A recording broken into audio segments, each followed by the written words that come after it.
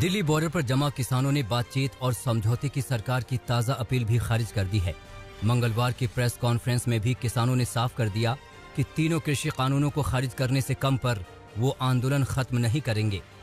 दिल्ली में अचानक तेज हुई सर्दी के बावजूद किसान बॉर्डर पर डटे हुए हैं और सर्द रातें खुले आसमान के नीचे काट रहे हैं।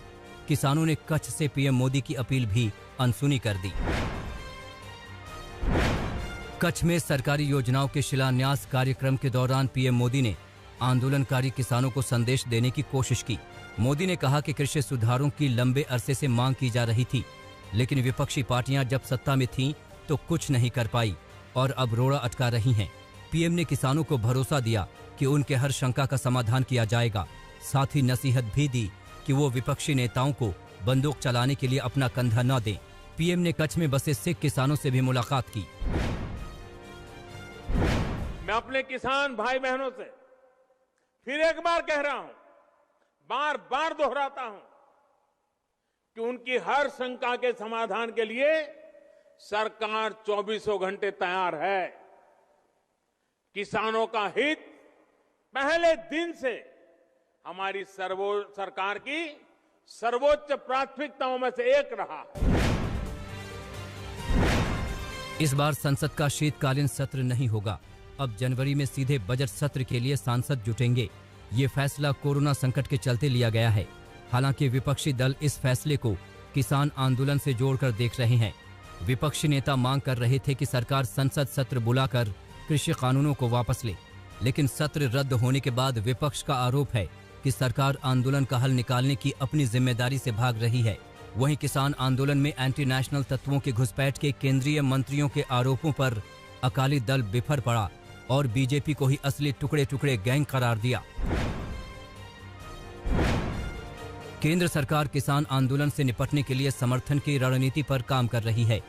कई राज्यों के अलग अलग किसान संगठन कृषि मंत्री से मिलकर नए कानूनों के प्रति अपना समर्थन जता रहे हैं। मंगलवार को उत्तर प्रदेश के किसान संगठनों ने नरेंद्र सिंह तोमर से मुलाकात कर नए कानूनों को किसान के हित में बताया और कोई भी संशोधन नहीं करने की अपील की। आम आदमी पार्टी ने ऐलान किया है कि वो 2022 में होने वाले उत्तर प्रदेश के विधानसभा चुनाव में उतरेगी।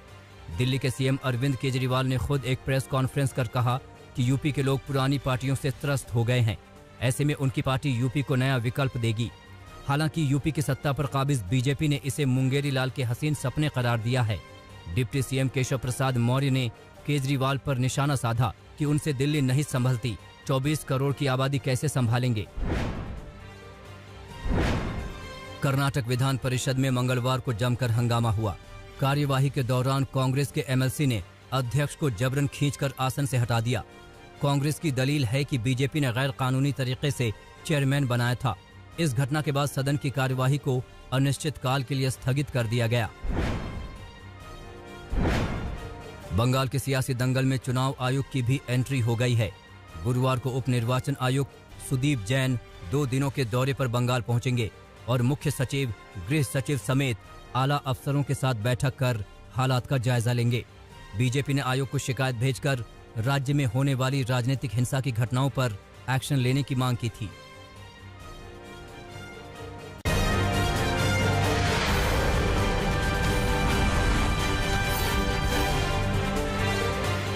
बंगाल में टीएमसी के बागी नेता शुभेंदु अधिकारी को लेकर सस्पेंस अब तक बरकरार है। उनके बीजेपी में जाने को लेकर अब तक तस्वीर साफ नहीं हुई है। हालांकि बीजेपी सांसद नीतीश परमाणिक ने मंगलवार को दावा किया कि वो जल्द ही बीजेपी में शामिल हो सकते हैं। इसी बीच शुभेंदु अधिकारी ने एक बार फिर अपनी पार्टी की रणनीति पर सवाल उठाए। ममता के इनसाइडर आउटसाइडर मुद्दे पर बोलते हुए उन्होंने कहा कि पहले मैं भारतीय हूँ, तब बंगाली। बिहार में नीतीश सरकार एक्शन में है। बीते चुनाव में किए गए वादे पर अमल के लिए कदम उठाते हुए कल अपने साथ निश्चय पार्ट 2 कार्यक्रम को कैबिनेट ने मंजूरी दे दी। बीजेपी ने चुनावों में 19 लाख रोजगार सृजन के जो वादे किए थे उस पर भी कैबिनेट ने मुहर लगा दी है। इसके तहत सरकारी और गैर सरकारी क्षेत्र में रोजगार के 20 लाख से ज्यादा नए अवसर सृजित किए जाएंगे। साथ ही बिहार के सभी लोगों को मुफ्त में कोरोना वैक्सीन देने के फैसले पर भी कैबिनेट ने मुहर लगा दी।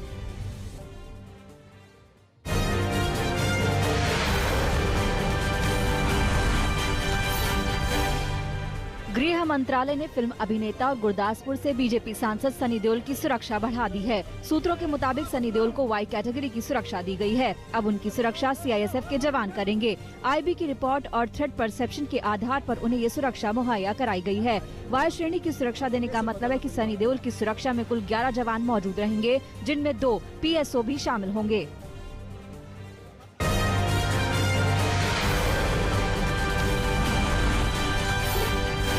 2021 के गणतंत्र दिवस समारोह में ब्रिटेन के पीएम बोरिस जॉनसन मुख्य अतिथि होंगे।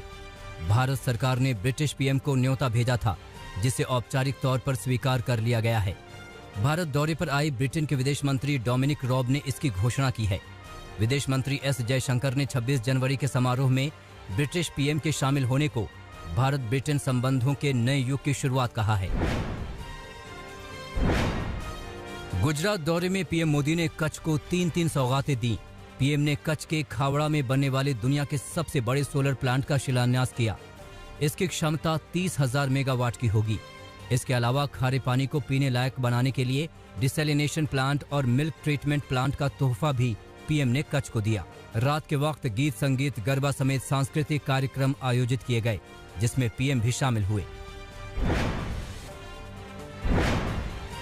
दिल्ली में कोरोना टेस्टिंग नए रिकॉर्ड पर पहुंच गई है। पिछले 24 घंटे में राजधानी में 85,000 से ज्यादा टेस्ट किए गए। इसमें से आरटी-पीसीआर अभी तक के सबसे ऊंचे स्तर 42,000 पर पहुंच गए। वहीं दिल्ली में पहली बार कोरोना संक्रमण दर 2% से भी नीचे दर्ज हुई, जबकि रिकवरी रेट पहली बार 96% के करीब पहुंच गई है। 24 घंटे में राजधानी में 1600 से ज्यादा कोरोना के मामले सामने आए, जबकि 41 लोगों की मौत हो गई। दिल्ली की अदालत ने एपिडेमिक एक्ट के तहत पकड़े गए 38 विदेशी जमातियों को सभी आरोपों से बरी कर दिया है। अप्रैल महीने में इन्हें निजामुद्दीन मरकज से कोरोना संक्रमित होने के बाद पकड़ा गया था। कोर्ट ने अपने फैसले में कहा कि जमातियों ने जानबूझकर संक्रमण फैलाया। पुलिस ये साबित नहीं कर पाई। कोर्ट के फैसले में इसका भी उल्लेख है कि दिल्ली पुलिस ने विदेशी जमातियों की मरकज में मौजूदगी को लेकर कोई फोटो या वीडियो सबूत भी नहीं सौंपा। पिछले साल जामिया में हुई हिंसा की बरसी मना रहे कुछ संगठनों पर दिल्ली पुलिस ने कार्रवाई की है। जामिया के बटला हाउस में इस सिलसिले में कैंडल मार्च निकाला जा रहा था। पुलिस के मुताबिक लोगों को भड़काने के मामले में 10 प्रदर्शनकारियों को हिरासत में लिया गया, जिन्हें बाद में समझा बुझाकर छोड़ दिया गया। दिल्ली हिंसा के आरोपी उमर खालिद की मां भी इस मार्च में शामिल थी। इससे पहले प्रदर्शनकारियों ने सोशल मीडिया पर भी अभियान चलाया था। एम्स नर्सिंग यूनियन ने अस्पताल प्रशासन से बातचीत के बाद हड़ताल वापस ले ली है। वेतन बढ़ोतरी समेत कई मांगों को लेकर एम्स के 5,000 से ज्यादा नर्सिंग स्टाफ ने सोमवार को अनिश्चितकालीन हड़ताल का ऐलान किया था, लेकिन एम्स की याचिका पर हाईकोर्ट ने नर्सिंग यूनियन को नोटिस जारी किया था, जिसके बाद हड़ताल वापस ले ली गई। एम्स प्रशासन के मुताबिक नर्सों की मांग पर विचार किया जा रहा है।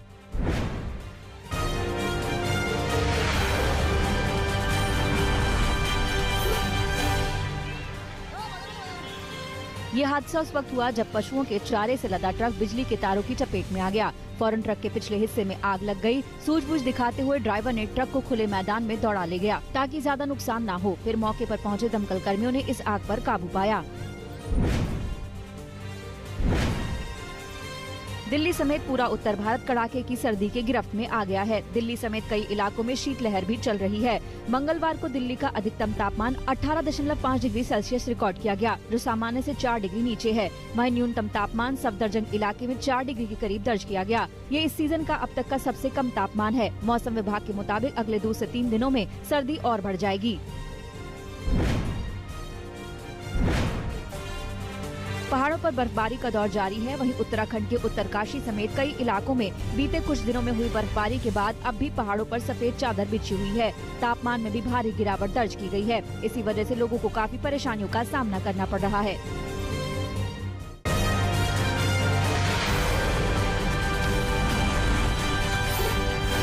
छत्तीसगढ़ की सीमा से लगे उड़ीसा के मलकानगिरी में पुलिस को बड़ी कामयाबी मिली। जवानों ने 2 नक्सलियों को मार गिराया। मुठभेड़ के बाद इंसास राइफल और SLR राइफल बरामद किया गया है।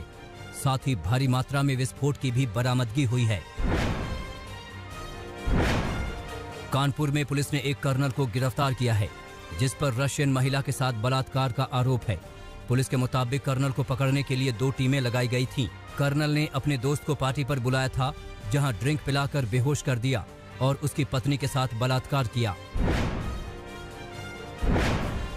गोपालगंज में सरे बाजार अंधाधुंध फायरिंग से हड़कंप मच गया। 2 बाइक पर सवार 4 अपराधियों ने रंगदारी नहीं देने पर जमकर गोलियां चलाईं। फायरिंग में एक दुकान का मालिक जख्मी हो गया। पुलिस को अभी तक अपराधियों का कोई सुराग नहीं लगा है। बिहार के कटिहार में पुलिस ने एक मकान में रह रहे कई विदेशी नागरिकों को हिरासत में लिया है। सूत्रों के मुताबिक मकान में तलाशी के दौरान कई पॉली बैग में कागजात मिले हैं जो संदिग्ध हैं। अफगानिस्तान के कई पासपोर्ट और लाखों का करेंसी बरामद हुआ है। सूत्र बताते हैं कि हिरासत में लिए गए 5 विदेशी काफी दिनों से कटिहार में डटे हुए थे। दिल्ली से सटे ग्रेटर नोएडा में 58 साल के रिटायर्ड फौजी ने अपनी लाइसेंसी राइफल से गोली मारकर खुदकुशी कर ली। मृतक फौजी काफी दिनों से अपने बीमारी के चलते परेशान चल रहे थे। जब घर के लोग कहीं गए हुए थे तो उन्होंने अपनी जान ले ली। ग्वालियर में पुलिस ने नकली प्लाज्मा बैंक का भंडाफोड़ किया है। 3 आरोपियों को गिरफ्तार किया गया है। पुलिस ने आरोपियों की निशानदेही पर शहर की 4 पैथोलॉजी लैब पर छापेमारी की है। शुरुआती जांच में पता चला है कि गिरोह का सरगना रेड क्रॉस में काम कर चुका है, इसलिए उसे प्लाज्मा के बारे में बेहतर जानकारी थी। लिहाजा उसने संक्रमित मरीजों की जरूरत प्लाज्मा को अपना धंधा बना लिया। आगरा में हथियारबंद बदमाशों ने बैंक लूट की संगीन वारदात को अंजाम देकर सनसनी फैला दी। बताया जा रहा है कि शाम के वक्त 4 हथियारबंद युवक बैंक में दाखिल हुए। हथियारों के बल पर उन्होंने कर्मचारियों को बंधक बना लिया। इसके बाद बदमाश बैंक में रखा 50 लाख रुपए से ज्यादा का कैश लूट ले गए।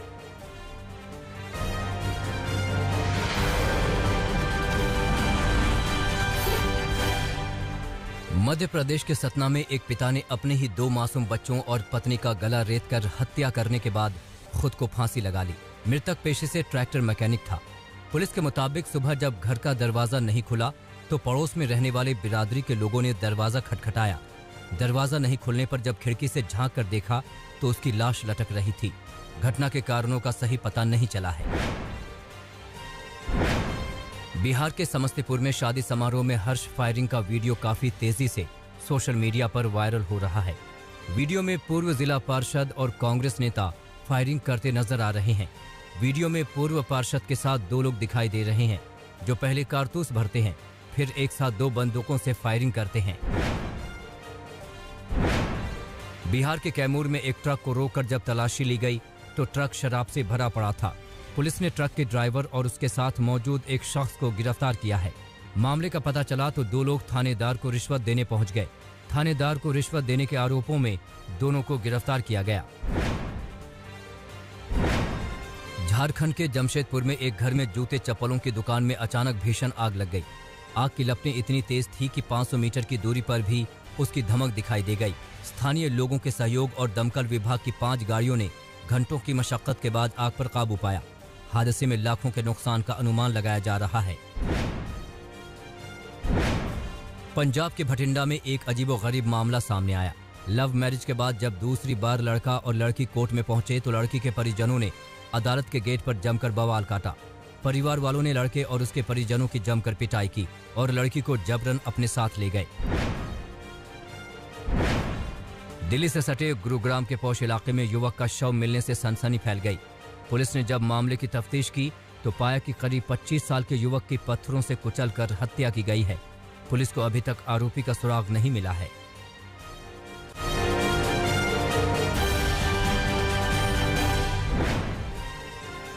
रूस के राष्ट्रपति व्लादिमीर पुतिन ने लंबे समय के बाद जो बाइडेन को जीत की बधाई दी है। बधाई संदेश में पुतिन ने कहा कि हम बाइडेन की जीत के औपचारिक ऐलान का इंतजार कर रहे थे। रूस और अमेरिका मिलकर अंतर्राष्ट्रीय सुरक्षा की चुनौतियों का सामना करेंगे। ब्रिटेन के विदेश मंत्री डोमिनिक रॉब ने दुनिया की कई बड़ी अर्थव्यवस्थाओं से व्यापार संबंध मजबूत करने के संकेत दिए हैं। भारत के विदेश मंत्री एस जयशंकर से डोमिनिक रॉब ने आर्थिक सहयोग बढ़ाने के तरीकों पर चर्चा भी की। रूस के इशबुलदिनो के एक रिटायरमेंट होम में आग लगने से 11 लोगों की मौत हो गई। स्थानीय प्रशासन के मुताबिक हादसे के वक्त रिटायर होम में 15 लोग मौजूद थे। 57 से 80 साल की उम्र के 11 लोगों के शव निकाले गए हैं। अब प्रशासन लापरवाही की जांच में जुटा है। नमस्कार, मैं हूं अंजना ओम कश्यप। हमें उम्मीद है ये वीडियो आपको पसंद आया होगा। लेटेस्ट खबरों के लिए यूं ही देखते रहिए आज तक, और इस वीडियो के पसंद आने पर लाइक, शेयर एंड सब्सक्राइब करना ना भूलें।